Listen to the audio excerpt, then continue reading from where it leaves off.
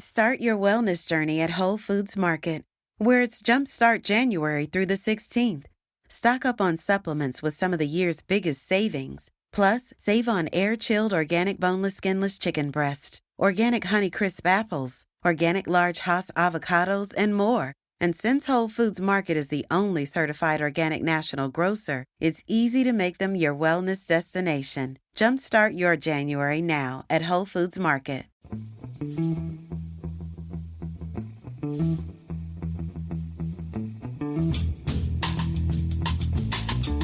Hello and welcome to The Price of Football, the podcast that follows the money behind the beautiful game. I'm Kevin Day, and somewhere over there is the Professor of Football Finance at Liverpool University, Kieran, who managed to upset some Luton Town fans last week, and this week upset fashion lovers with a shirt that I can only describe as Larry that you put up on the internet. I thought it was making a very subtle political statement. It was red skulls on a blue background. Yes, but you are colourblind, aren't you? I am. So to me, it just looked pretty. But I didn't realise. I thought I was on a radio show, but it turned out that it was an American TV show. So there were two guys in shirts and ties looking very businesslike, and me looking, I've just been thrown out of Tramps with Prince Andrew. Which I wouldn't be surprised to learn has happened. Just by the by, Freddie Flintoff once told me that he got thrown out of Boogies for drinking champagne out of Steve Harmison's trainer. So I said, why did they throw you out for doing that, Freddie? He went, no trainers. Brilliant. I know. Yeah, so a lot of people, Kieran, the fact that they're colourblind would be the most interesting thing about them. With you, it's by far the least interesting thing in your surprisingly colourful life. It's ironic that the good Lord saw fit to make you colourblind, but give you just colour in everyday life. I'm the world's dullest man. Teetotal, non-drug taking, non-gambling, non-smoking accountant who likes spreadsheets. I think there's a Russian guy in a Barcelona shirt who might dispute that, Kieran. Basically, now it's Monday, so it's questions. I'm a bit fuzzy. It was my birthday yesterday, Kieran. We managed to find ways to celebrate even in lockdown, but I know it's Monday and I know it's questions. But first of all, there are two rather big stories that I think we need to mention. First of all, the Premier League met on Friday to discuss resumption of football. The news is positive, but your club, Brighton, are not happy about one particular aspect of the possible resumption, are they? That's right. There's two potential outcomes. First of all, we just call the whole thing off, as has happened in Belgium, Netherlands, France, and the three lowest leagues in Scotland. And if that is the case, where does that leave us in terms of promotion and relegation? And there has been talk about no relegation this season and promoting 3 teams from the Championship and 3 teams from League One and 3 teams from League Two, which I'm not quite sure where that leaves League Two in 2020-21. And presumably there'll be some form of advanced relegation taking place next season as well. That has only really got one big supporter, and that one big supporter is, my understanding, is to be West Ham. Right. Because they amaze me. Yes, yeah. They are presently not in the bottom 3, having been recently in the bottom 3. So that's that. But there is certainly enthusiasm from all of the bottom 6 clubs to have this no relegation concept, which you can understand it from the club's point of view. As a fan, even as a fan of a club that could potentially go down, I'd rather we just play 38 games and stay up or go down on our own merit. That's what I signed up for at the start of the season. Yeah. The argument which is being put forward by the clubs, and again, you've got to have some sympathy here, is that Villa have 10 games left, of which 6 are at home. Yeah. And Brighton have 9 games left, of which 5 are at home. So they are opposed to the alternative, which is to play matches behind closed doors, but to play them at neutral venues. Yeah.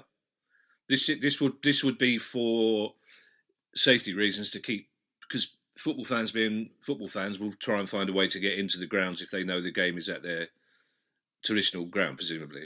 That's certainly a contributory factor, and I think the Premier League are anxious not to give away where the matches are taking place in advance, because their fear is, let's say that Liverpool could potentially win the Premier League in the third week of coming back from lockdown, and the match is taking place at Villa Park. Yeah. Then there's a chance of 5,000 Liverpool fans congregating outside Villa Park. Yeah. So there are lots of complications involved. So certainly having neutral venues is to deal with the fans will be one of the issues.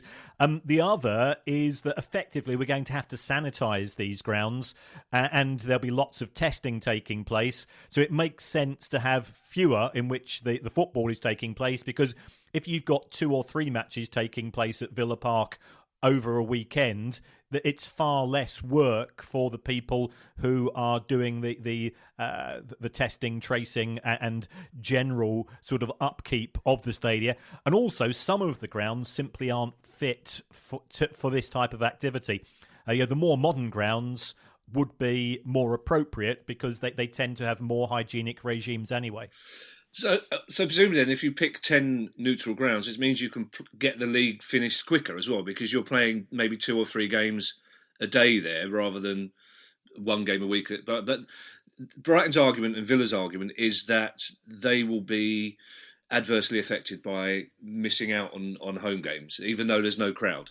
That's right, and the argument goes, and if you talk to footballers, they do claim this to be the case, is that every ground is slightly different. It's just from the knowledge of the training, the knowledge of the changing rooms. They've got different dimensions, but also if you are a home player, you've got sort of a second sight. You know that the third advertising hoarding on the right is that lines up with the penalty box. So when you're pinging balls around, you're aiming for that as much as you're aiming for the player.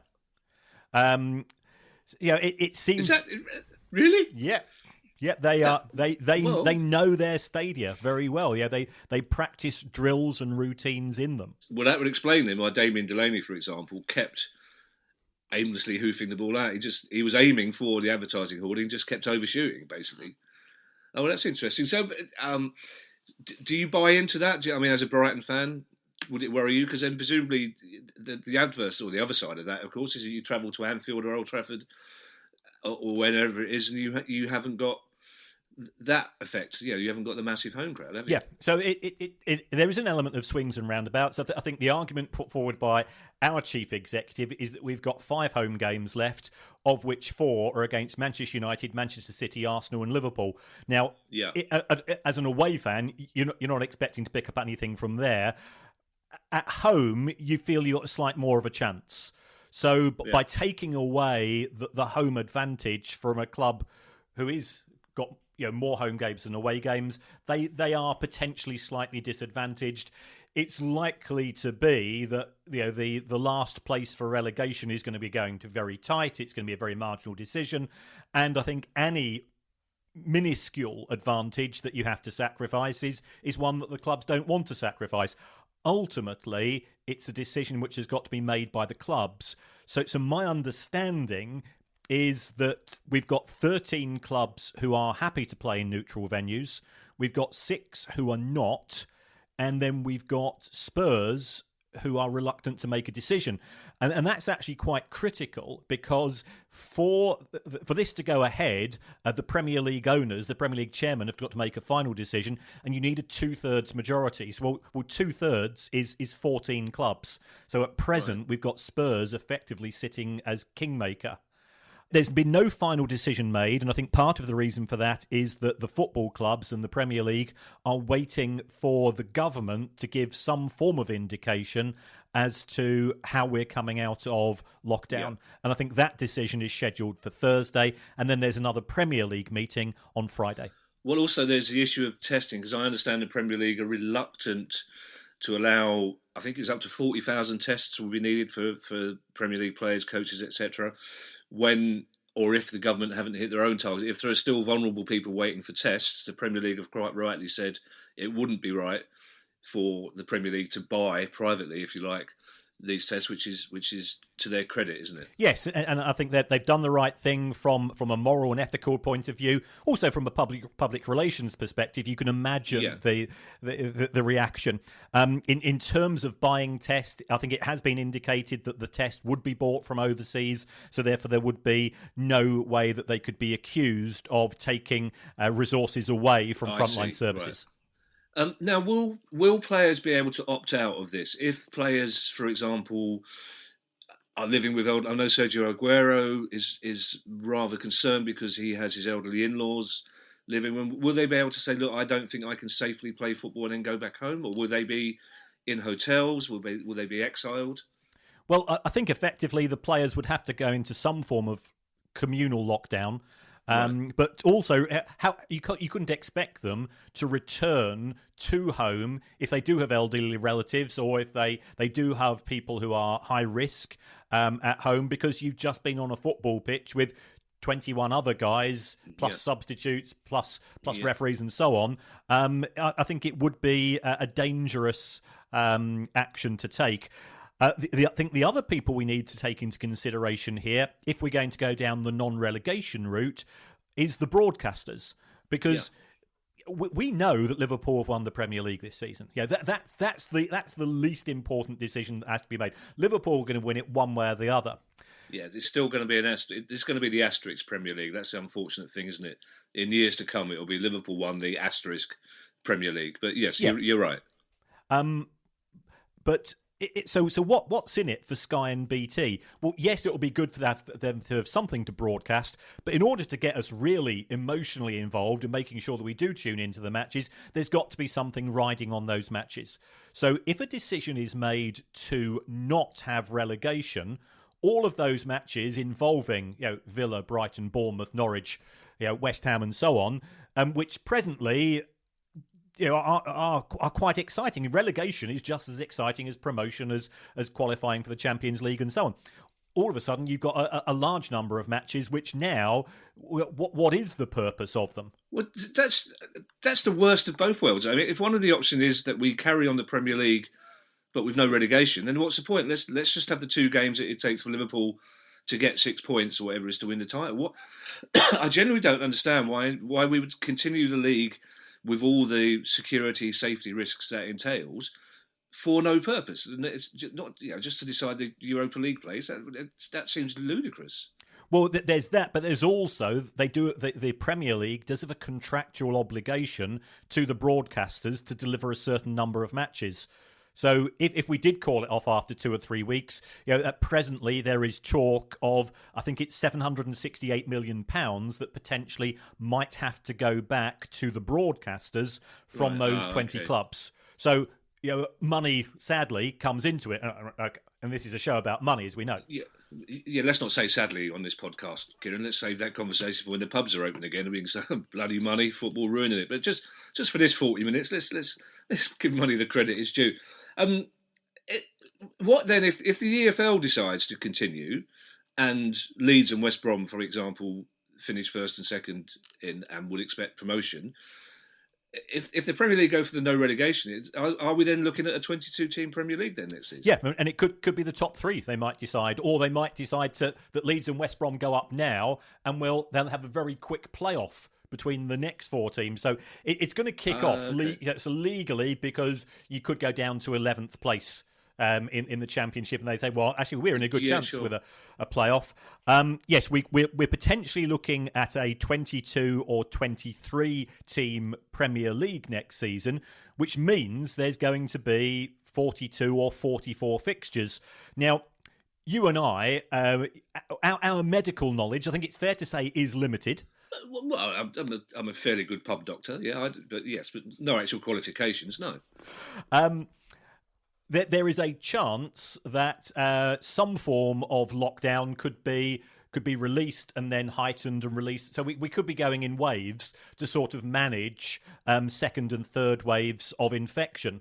Now, if that is the case, it could be that the government increases the safety regime, the health regime. So we're suddenly trying to get 44 fixtures in, and there's a potential to lose another 6 to 8 weeks next season, which would make sort of completing the football calendar, which is already fairly full, impossible. Right. Well, if you were optimistic about what Kieran said in the last 5 minutes, don't be too pessimistic about what he just said about a new wave of virus in the winter.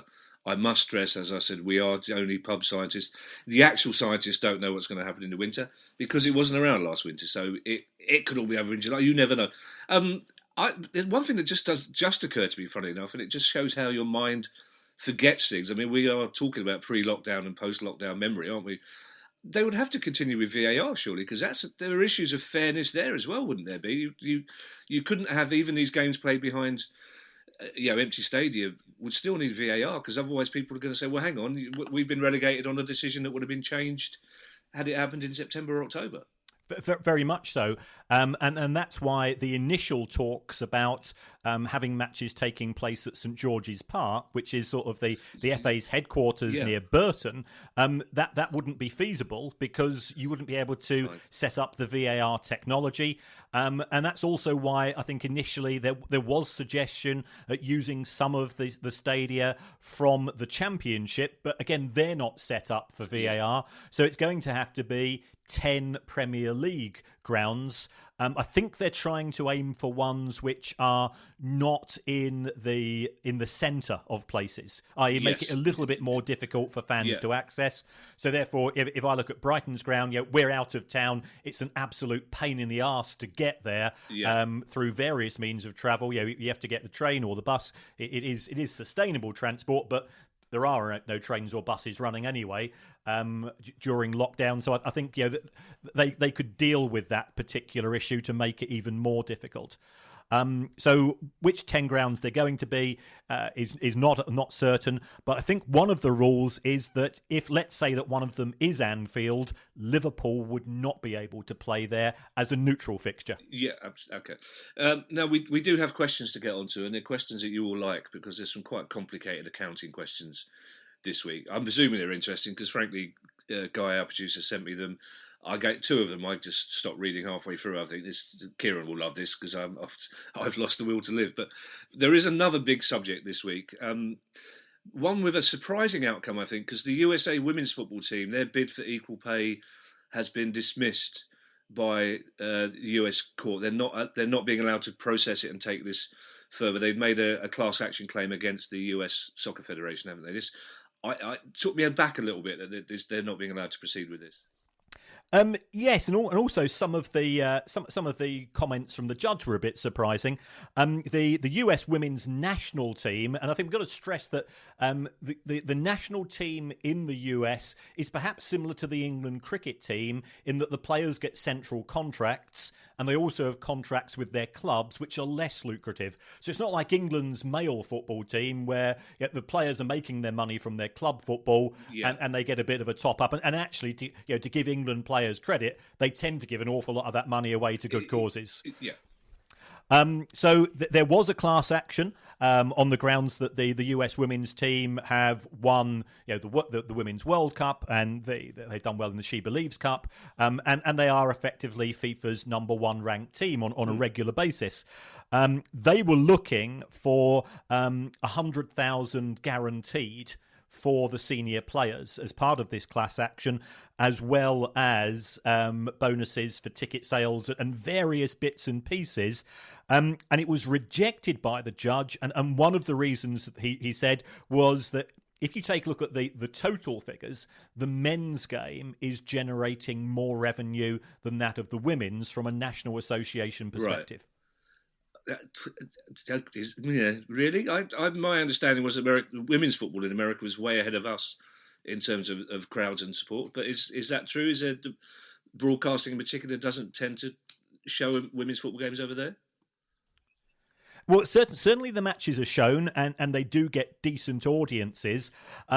However, I think part of the problem is that on the global stage, if you take a look at the amount of money going into the FIFA World Cup, men's team, it's the rights for that are sold for ridiculous amounts of right. money. A far greater fact than the women's. So even though the US men's team didn't qualify for the last World Cup, even their qualifying games were bringing in more money from broadcasting and things of this nature. And also, if you look at ticket prices, the women's games. One of the great things about them is that they are very affordable. But the downside, of course, that is bringing in less money. So it has been rejected. They have, however, been granted a right to put in a claim for sort of ancillary services. So the men's team seem to get charter flights and charter planes far more often than the women's team, which seems crazy given that the women's team go around winning things. I have to say, Claire Balding and Gabby Logan are friends of mine. I like them very much. I'm rather glad I wasn't in their house this weekend because there will be holes punched in walls.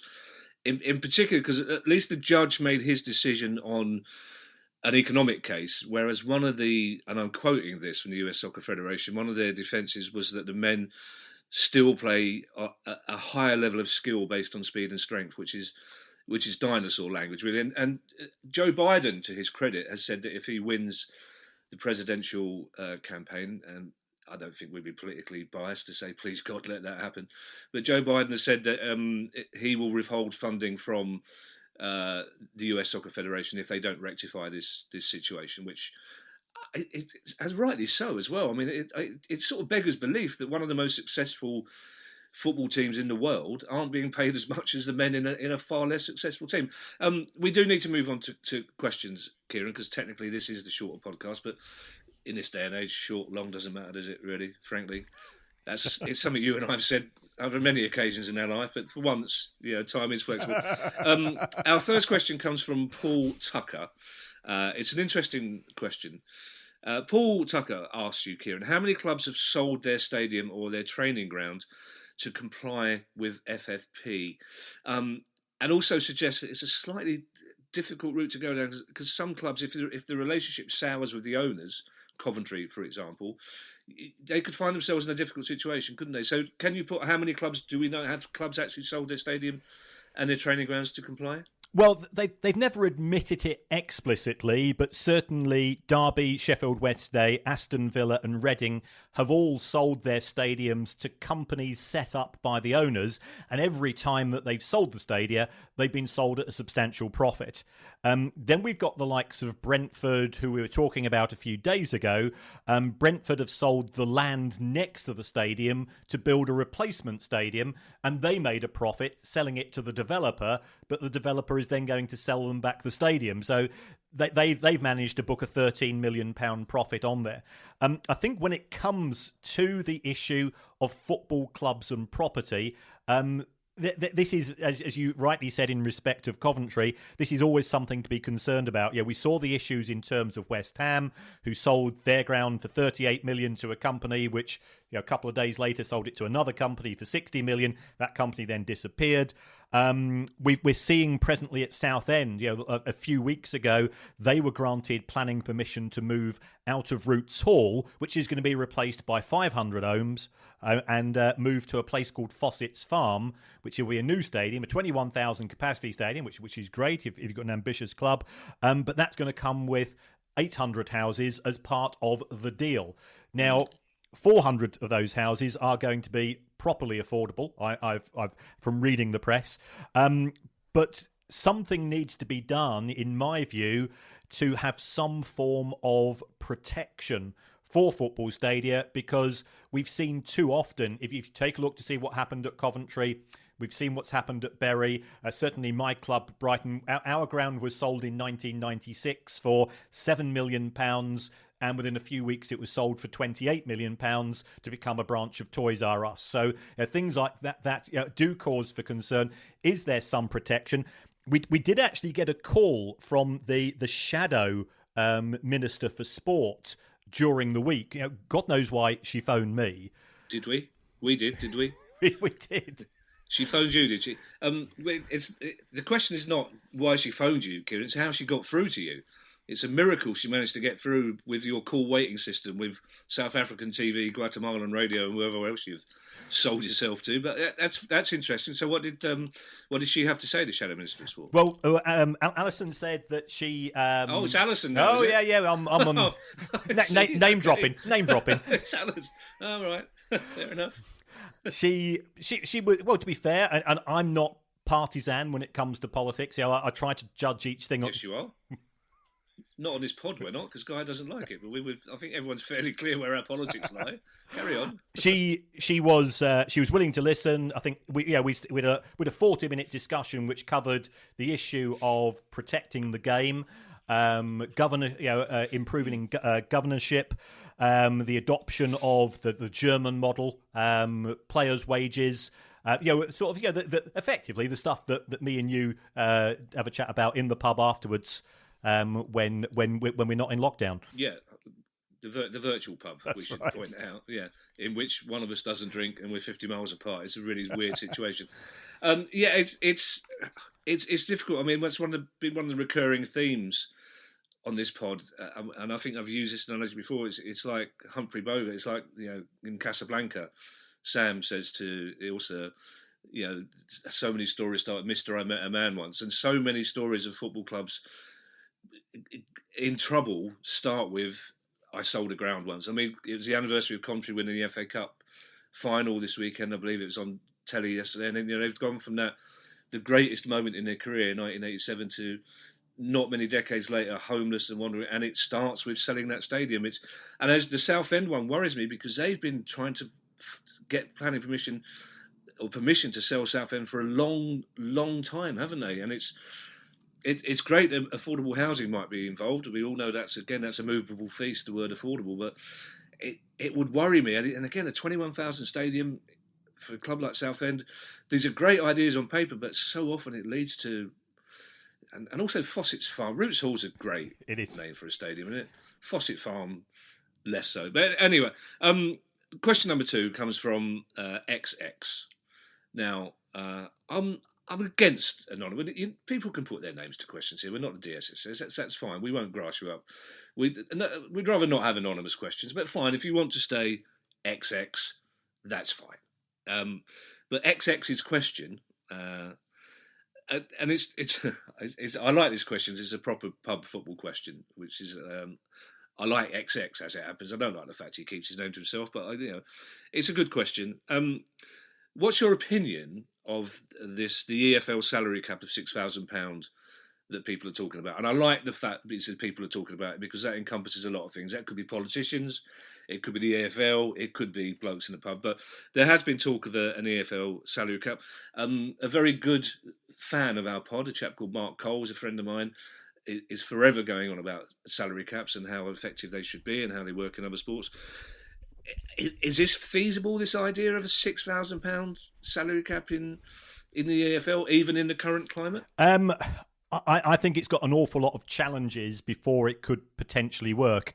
There was a report in one of the papers during the week whereby apparently the EFL had sent out a questionnaire to clubs which said, who's your highest paid player? How much do you pay your manager? How much do you pay your kit man? And all things of this nature. I think that the highest paid player in the Championship, and all that it said in the paper was a Southern-based club, this player is paid £68,000 a week. Now, as you know, I'm not a man who gambles, but my money's on Alexander Mitrovic of Fulham, because he came on a big fee from Newcastle. He was banging in the goals last season. They were desperate to keep him. So would he accept staying with Fulham in the Championship for £68,000 a week? If Fulham got relegated, the first thing he'd be doing, his agent would be saying, well, we're leaving. Yeah. We want to go and play in the Premier League. So it is going to affect those clubs that come down. The average wage in the Premier League, according to my calculations, is around about £16,500 a week. So, we're talking about young men who have signed contracts, 2, 3, 4-year contracts. So how do you wipe out those contracts? I think there will be a lot of lawyers involved, even if it was done over a period of years, effectively to say, well, we'll pay out the outstanding contracts. That's going to mean that some clubs are going to be substantially, in terms of substantial advantages over other clubs in the Championship. Yeah. And also those clubs that come up from League One will be at a severe disadvantage. If they've got any ambition at all, they'd have been paying League One wages. You get to the Championship and immediately you've got a ceiling of $6,000 when you're playing against teams with players on 10 times that amount. Well, as you say, I mean, one thing I do know a little about is employment law because of a past life. You couldn't just impose. If you've got players on contracts, you're heading for a legal and employment law minefield. If you were suddenly to say to players on a 4-year contract, "Oh, by the way, that $15,000 you're getting is being halved next year." But also, I presume as well, Premier League clubs who are in danger of relegation are going to find it hard to sign players in the January transfer window as well, aren't they? If they're offering them $30,000 to save them from relegation and they don't save them from relegation. Very much so. The Premier League is part of the reason why it's successful is that the non-Big Six clubs, your club and mine, we're able to go to Europe and sign players from Germany, Portugal, Spain, Italy, and pay them substantially more money than they're presently on.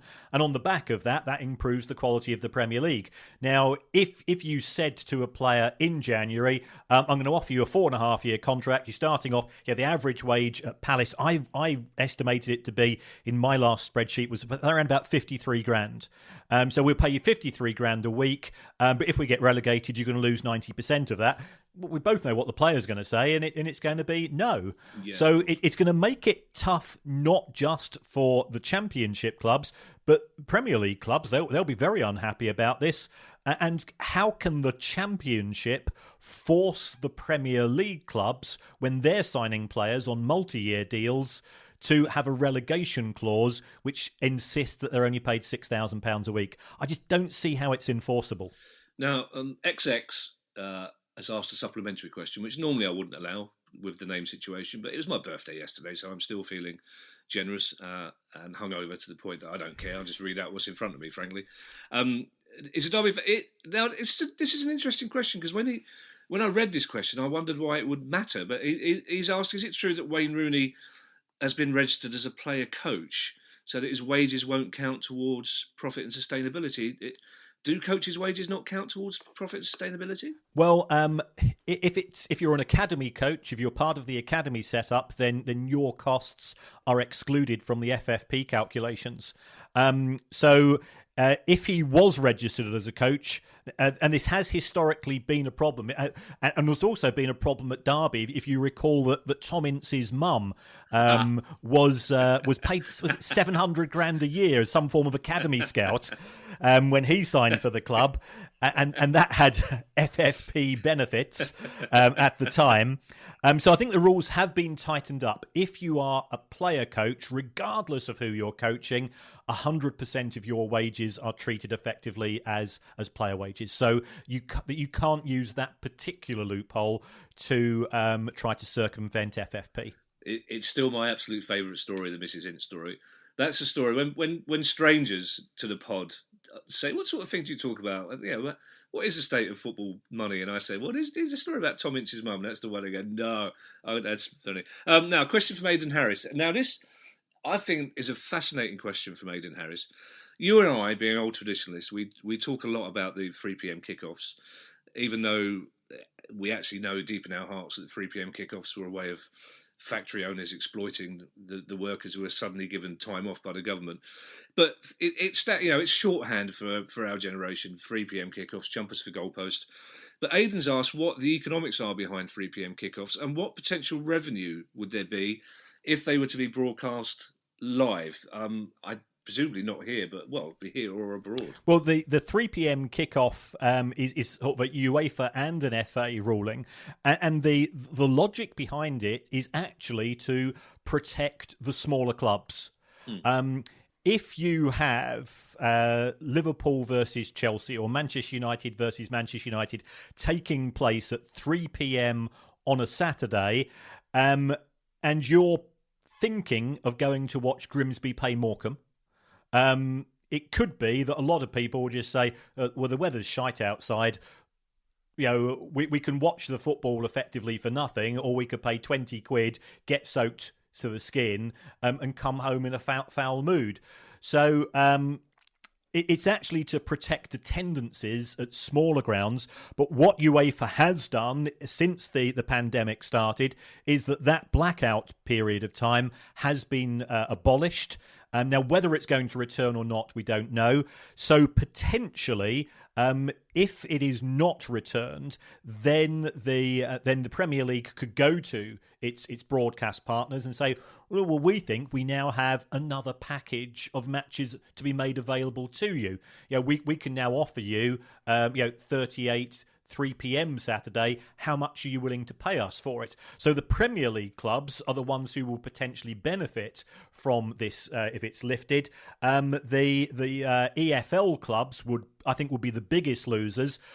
Now, the Premier League and the EFL sort of have a gentleman's agreement. The FA are involved here as well. So it could be that the Premier League might say, well, we're going to sell this package of matches for 200 million quid, and we'll give 10% of it to the EFL in order to make up for some of the money that they're losing. But I suspect the Premier League overall would be the big winners in this, and it wouldn't make up for the reduction in attendances at EFL and also National League matches. We tend to forget that there's a lot of football on at 3 p.m. Park football, National League, the lower leagues, and so on. And as we are these football romantics, it still makes up the heartbeat of small towns and villages and so on, and it's taking more people away from those particular events. Start your wellness journey at Whole Foods Market, where it's Jumpstart January through the 16th. Stock up on supplements with some of the year's biggest savings. Plus, save on air-chilled organic boneless skinless chicken breast, organic Honeycrisp apples, organic large Hass avocados, and more. And since Whole Foods Market is the only certified organic national grocer, it's easy to make them your wellness destination. Jumpstart your January now at Whole Foods Market. Well, the answer to your question, by the way, given the choice of Liverpool, Chelsea on telly or Grimsby Morecambe, I would go to Grimsby versus Morecambe, frankly. And the worse the weather was, the more I would enjoy it, frankly. But it's interesting, just for younger listeners, the relationship between the football and broadcasting is so different. When Match of the Day started in 1964, the FA, the Premier, the Football League at the time, was so worried about the effect it might have on attendances that you weren't allowed to announce what game was going to be on telly that night because they feared that even the idea of a 5-minute black and white highlights package would prevent people going to games. So the only way you knew that Palace were on telly or Brighton were on telly was if you saw the cameras when you got to the ground and you were strangely excited. So it's incredible how in the course of 4 decades, football has gone from being terrified of TV to being virtually run by it. Well, that's right. I mean, TV, it's free advertising for the game. If you put on a good product, people will want to go and see it. If you or I, again, if we had the choice of watching Glastonbury on the telly or going there, despite the fact that there's toilets which resemble bomb sites and in mud and all of the crap that goes on, I'd be there in a heartbeat. So football, the television does not stop people wanting to go to live events because those are shared experiences, and that's part of the wonder of football. That's why it is great. Yeah, now see there, you and I are different. I will watch Glastonbury on telly. I'm not going. Frankly, when my agent used to say, "I've got your book in the festival," say, "Oh, really? Do I have to?" And we had proper performers toilet. Just don't get me started on that sort of thing. We should go if Grimsby are playing Morecambe next year. When all this is over, you and I should go and see Grimsby play Morecambe. I think we should. We'll make it a date. Yeah, and if you're listening, Grimsby, I don't expect to be charged for a ticket after all this free publicity. I've got a really good story about the world's biggest prawn cocktail in Grimsby, which is not a sentence I often use. Now, that's more of a Kieran Maguire sentence, isn't it? Really. Now, the next two questions I'm slightly confused by because I have nothing but respect for Guy, our producer. Nothing but respect. I would respect him even more if he started coughing up some of that fabled money he keeps mentioning. Seriously, if somebody wants to do a podcast about the way football finance podcasts are so badly treated financially, I'd be the first one to subscribe and listen to it. But Guy has put these two questions together. I'm not entirely sure why, but again, with the hangover situation, I'm just going to read out what's put in front of me, frankly. And if Guy's listening, I'm not paid enough at the moment to mentally work out why questions are the way they are.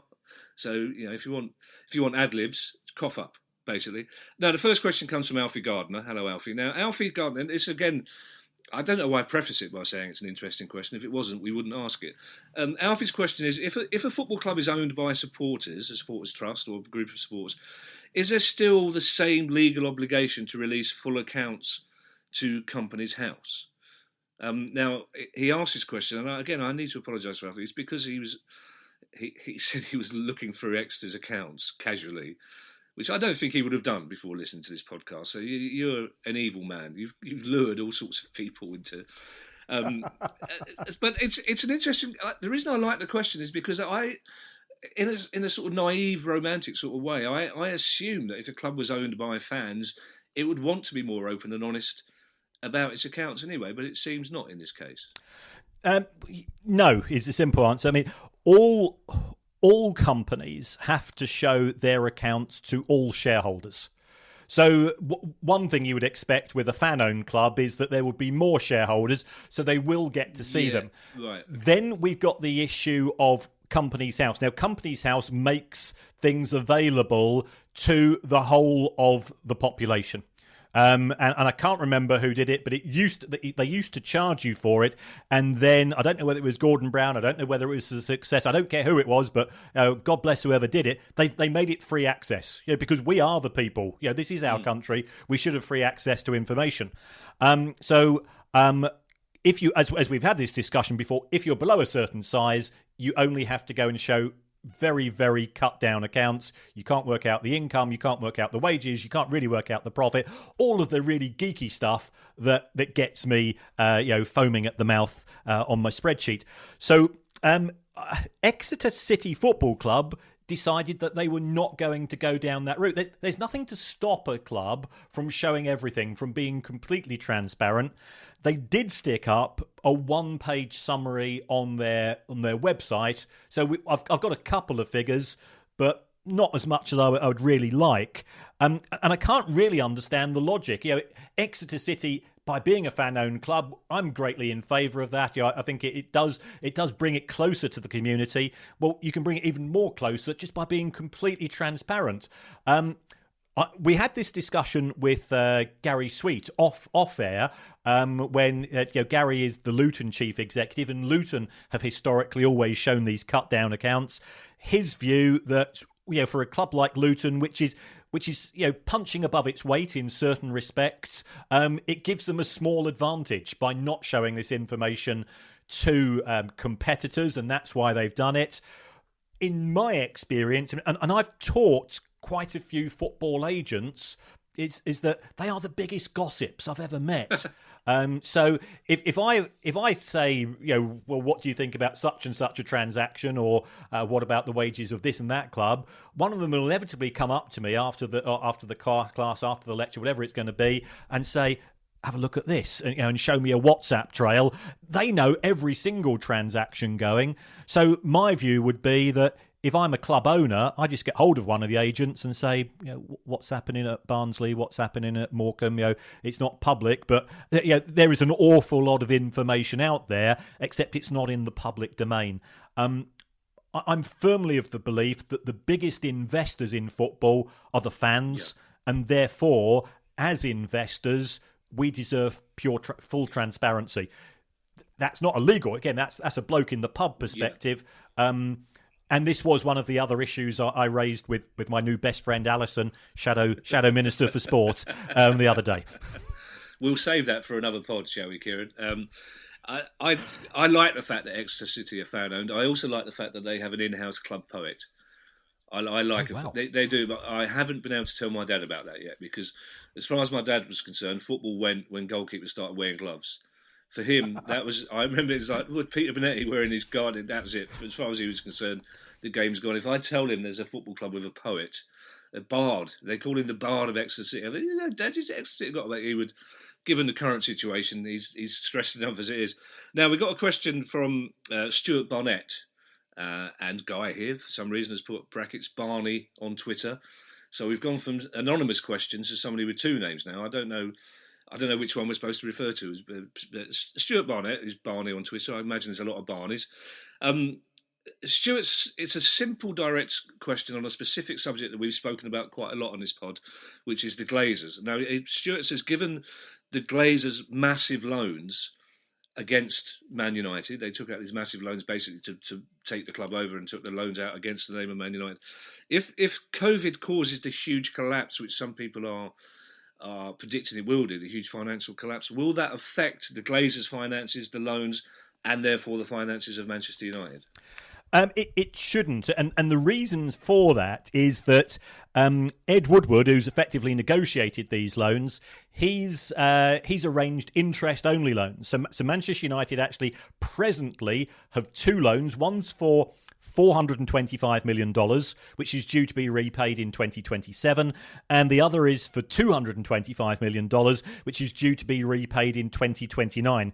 Now, they're only paying interest of around about 2% on one and 3.8% on the other.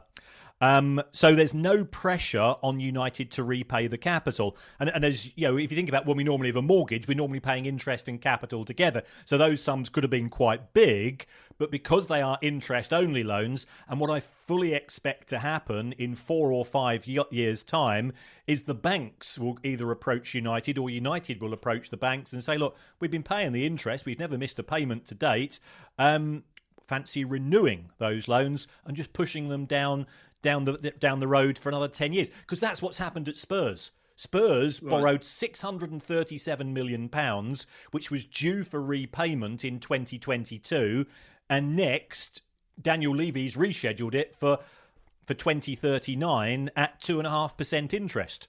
Oh wow! That's a lot. What's 2.5% interest on 637 million then? That's £16.6 million. Is it? Yeah. Did you just work that out off the top of your head? Yeah, it's roughly there. I might be a decimal place wrong, but it's about that. Well, really? To be fair, you could have picked any figure and I'd have gone, really? But that's you are Rain Man, aren't you? I am Rain Man. So just explain that to me then, because I find that interesting, because a lot of people here will be paying mortgages or mortgage payments are due, or they've got to pay the outstanding sum, etc.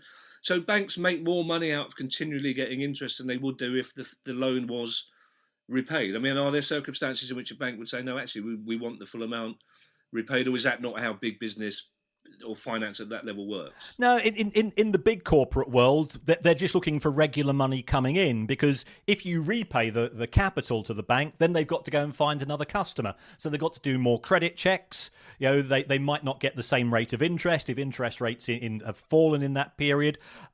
What you're looking for is repeat money. If Spurs are giving £16 million a year every year on the button, well, that's just easy money from the bank's point of view. Why go to the hassle of have to go and find another customer, having to go through the legal process, the costs involved from the bank's point of view, when you've got Spurs saying, well, extend the loan for another 10 years. The bank's thinking, well, £16 million times 10, that's another 160 million quid for us. Happy days. Whoa, how'd you work that out?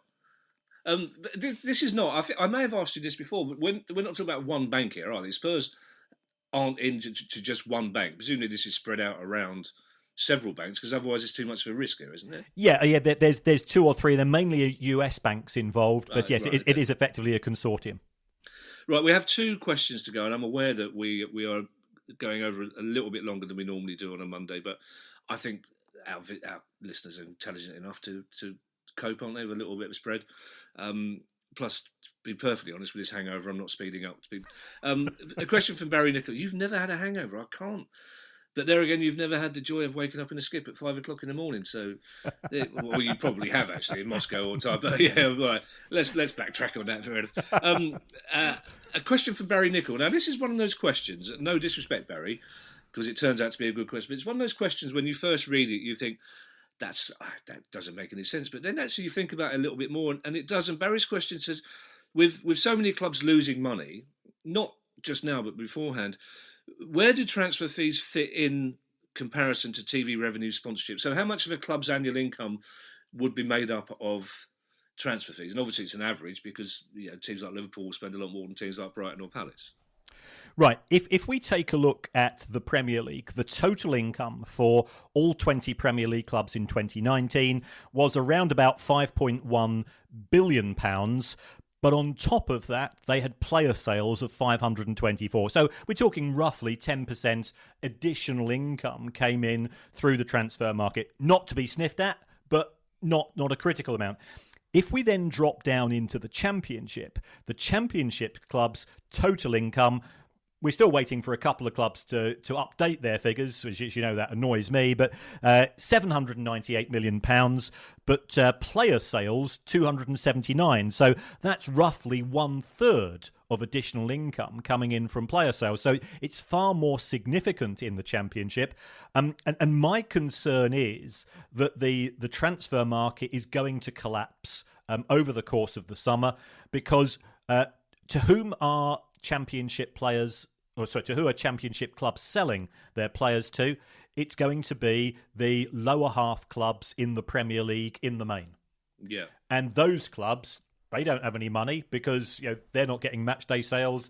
Some of the overseas broadcasters are reluctant to pay. We've got West Ham's sleeve sponsor going bust. So those clubs in the bottom half of the Premier League have got less money. They will be looking to buy from the Championship, not willing to offer as much as before. Or if the Championship club turns around and says, well, I want £15 million, I'm not willing to take a penny less, I can guarantee you there's a half-decent player playing in Spain who could have bought for €20 million 6 months ago, and that club will be desperate and they'll sell it for 8. So, you know, the prices are going to be driven down. So that additional money which comes into the Championship, that extra third, is likely to significantly fall. You said sleeve sponsor there, didn't you? Not sleeve sponsor. Yes, I did say sleeve sponsor. Yes. Just for a moment, I thought there's a lot of things I wouldn't put past West Ham. But who were the sleeve sponsor that's gone bust? It's some sort of crypto bank, you know, one of those weirdy things which... not proper. Not bothered then. I should apologise to Barry. The first part of his question was eminently sensible. It was the second part of his question which I thought made less sense. But having thought about it, I want to get your view on this. The second part of Barry's question, he said, in the current situation, is there an argument for scrapping transfer fees altogether? Forget the bum fight about how much a particular player is worth. Just let agents and players decide where they go on the basis of the deal that they're offered financially in terms of wages, etc. That again, that's, as I say, when I first read that, I thought, no, that's nonsense. But actually, to me, with no accounting or financial credibility, it has a certain appeal to it. Appeal to who, though? Because what that would mean is that you could have a club like Liverpool or Chelsea or one of the Manchester clubs. They could pick up 40 or 50 kids from lower league clubs for nothing.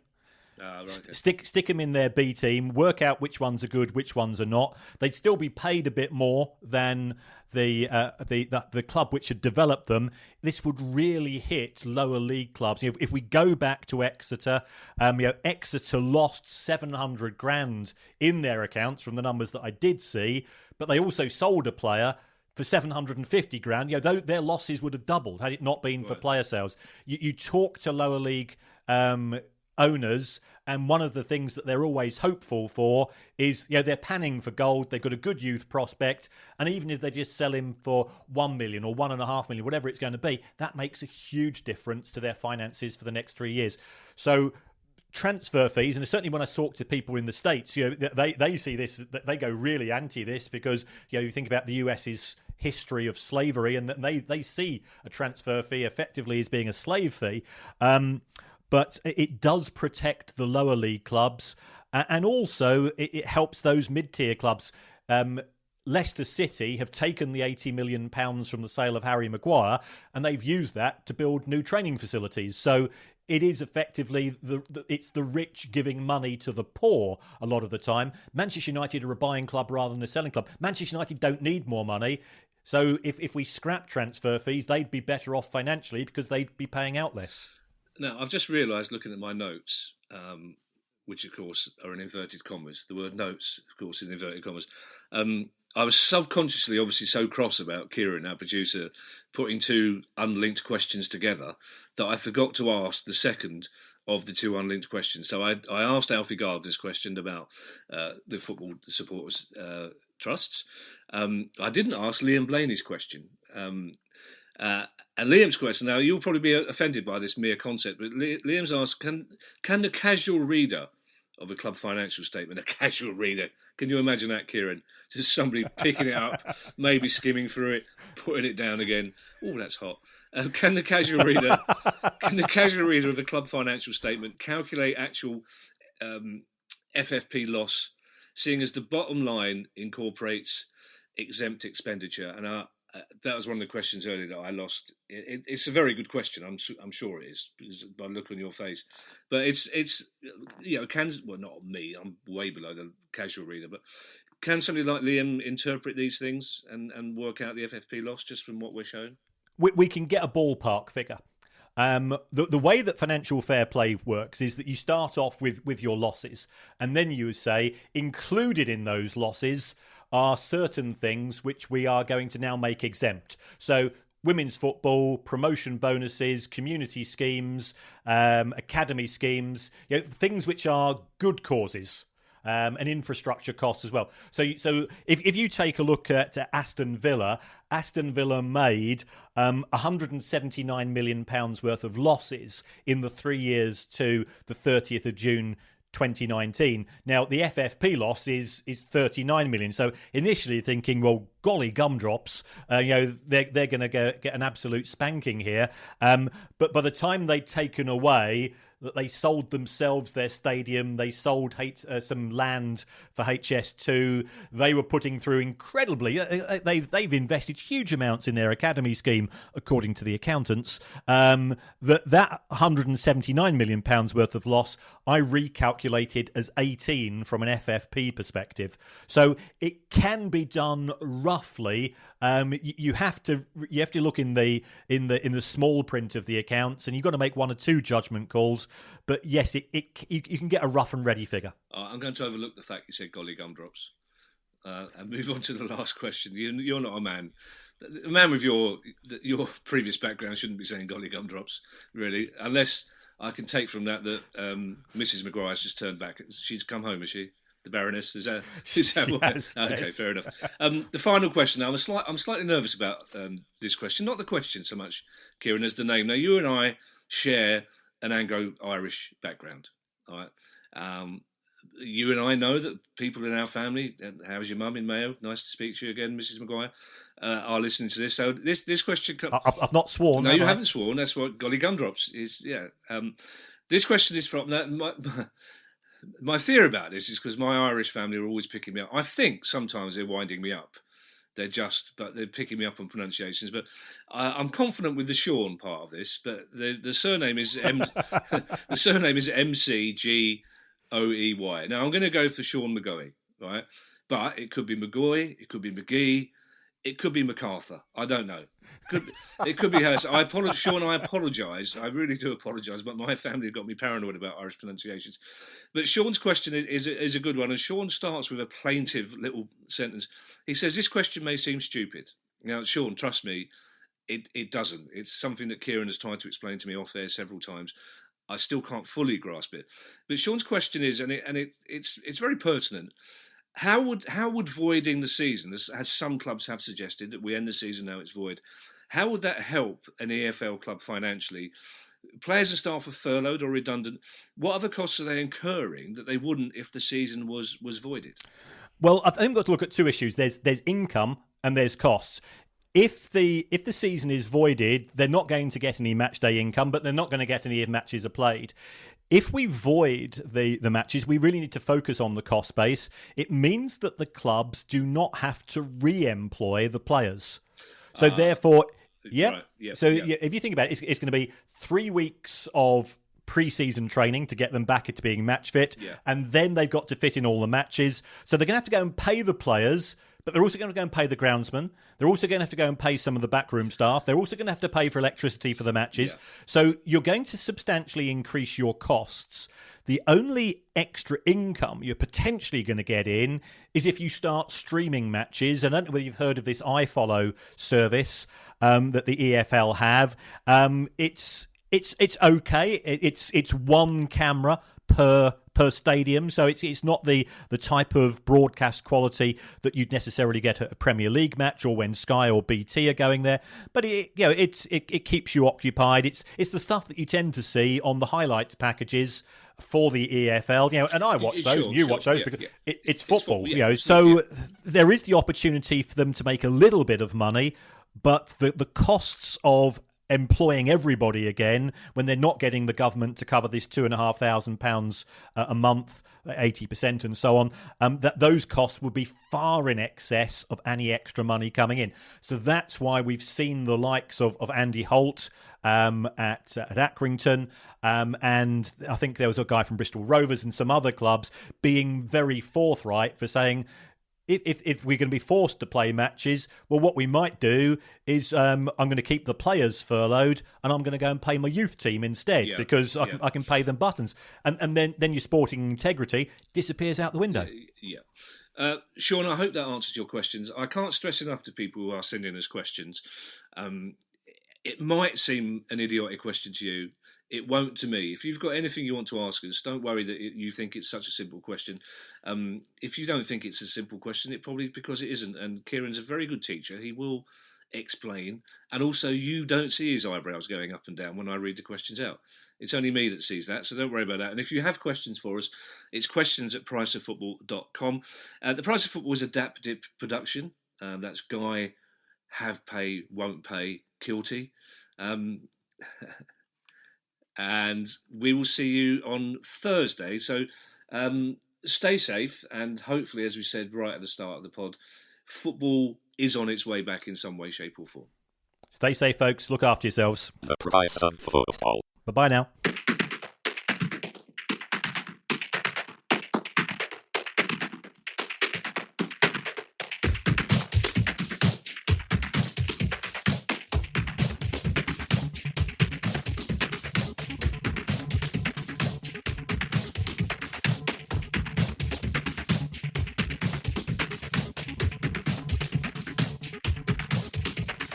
The Price of Football.